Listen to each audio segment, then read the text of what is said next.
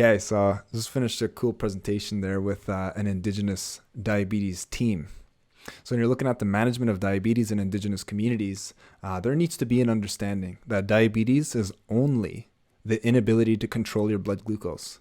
And if you remove carbohydrates, which are completely non-essential and inappropriate for our biology, if you remove carbohydrates, you remove diabetes.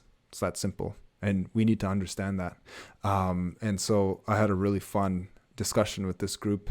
One of the most interesting things that came up in this discussion, though, when you're asking somebody who is diabetic, who is engaging in inappropriate foods, mixing fats and carbohydrates together, making a hyper palatable experience so that they can have separations from emotional and mental traumas, then you're asking somebody to change their human behavior, of which we know is impossible, of which we know every time human behavior is changed, it is a miracle. It really is. So that was the first question. How do you change people? Lifestyle as an intervention is not successful for that reason. To which my response was, we have to try. We have to try. And, the way that we look at this opportunity, it's true. If you remove carbohydrates, you remove diabetes. It is that simple.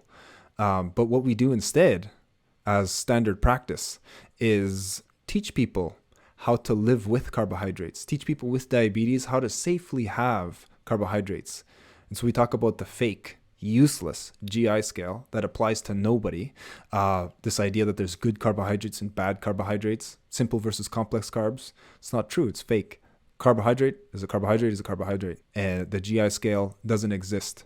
The only way that you can actually get somebody's GI scale is if they have the wearable technology called a continuous glucose monitor, a CGM. That individual will get their individual glycemic index scale for reference, how they manage various sources of carbohydrates. It's all inappropriate. It's all causing damage. And we could go the rest of our lives without ever having 1 gram, ever. With this understanding, no one will ever tell an alcoholic, here's how you drink safely. You choose these types of alcohols and you limit yourself to this amount. No, we have Alcoholics Anonymous, abstinence from, because all alcohol is poisonous. It's inappropriate for our bodies and there's no safe amount. It's the same with carbohydrates, right?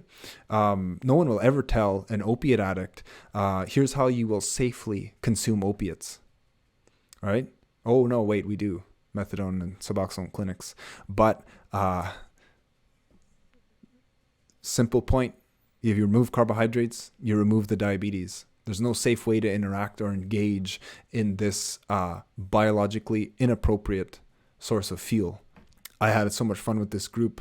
I think indigenous communities are going to be responsible for the creation of a very strong anecdote as to how powerful a culturally appropriate nutritional protocol can be in the management of diabetes. That is the restriction or elimination of biologically inappropriate carbohydrates and engaging in a way of eating that is in accordance to our biology, our metabolic systems, and congruent with an ancestral diet, something that consists almost exclusively of the meat and fat of animal products. And just kind of wanted to share a couple little points and kind of put the bug in your ear.